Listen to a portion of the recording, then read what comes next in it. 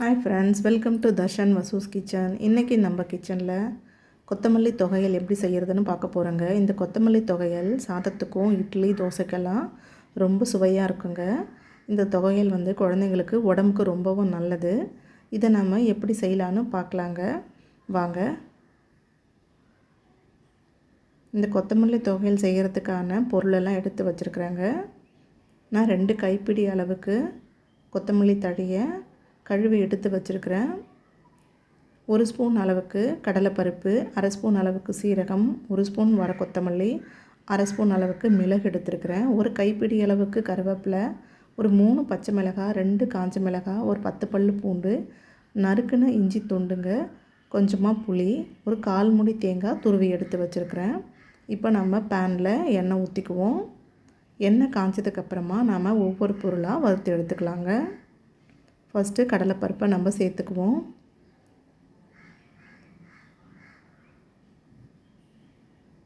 வர கொத்தமல்லியை சேர்த்துக்குவோம். மிளகு, அடுத்தது சீரகம்,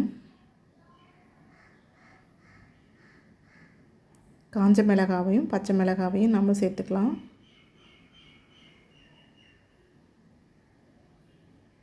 இஞ்சியும் பூண்டையும் இதில் நம்ம சேர்த்துக்குவோம். இது எல்லாமே லைட்டாக சிவக்கிற அளவுக்கு வதக்கி கொடுத்துக்கணும்.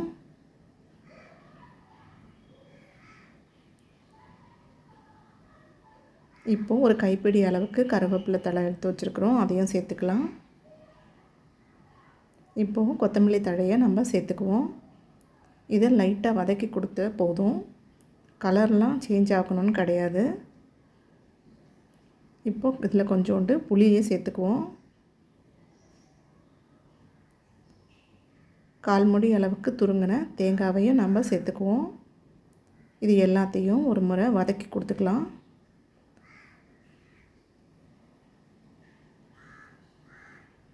இதை ஆற வச்சு நம்ம மிக்ஸி ஜாரில் சேர்த்துக்கலாம்.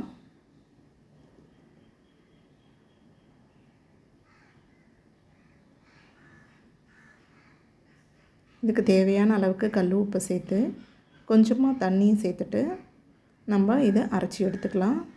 இந்த துவையல் சாதத்தோடு கலந்தும் நம்ம சாப்பிட்டுக்கலாம். குழந்தைங்களுக்கு லஞ்ச் பாக்ஸுக்கு நம்ம கலரியும் கட்டி கொடுக்கலாம். இப்போ தாளிப்பு ஒன்று கொடுக்கணுங்க. நான் அடுப்பில் பேன் வச்சுருக்கிறேன். நல்லெண்ணெயும் நான் சேர்த்துருக்குறேன். நல்லெண்ணெயோடு தாளிக்கும் போது ரொம்ப சுவையாகவும் இருக்கும், மணமாகவும் இருக்கும். நல்லெண்ணெய் சேர்த்ததுக்கப்புறமா 1 ஸ்பூன் அளவுக்கு கடுகு சேர்த்துக்கிறேன்.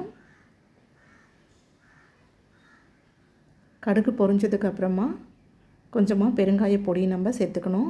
இப்போ அரைச்சி வச்சுருக்கிற கொத்தமல்லி நம்ம சேர்த்துக்கலாம். இந்த டிஷ் உங்களுக்கு பிடிச்சிருந்ததுன்னா தர்ஷன் வசூஸ் கிச்சனுக்கு லைக் பண்ணுங்கள், கமெண்ட் பண்ணுங்கள், ஷேர் பண்ணுங்கள். மறக்காமல் எங்களோட சேனலுக்கு சப்ஸ்கிரைப் பண்ணிக்கோங்க. இப்போ இதை எல்லாத்தையும் ஒன்று போல் சேர்த்து கலரி எடுத்தோம்னாக்கா கொத்தமல்லி தொகையல் ரெடி. இது ரொம்ப சுவையாக இருக்கும், சூப்பராகவும் இருக்கும். நீங்கள் ஒரு முறை ட்ரை பண்ணி பாருங்கள். பாய்.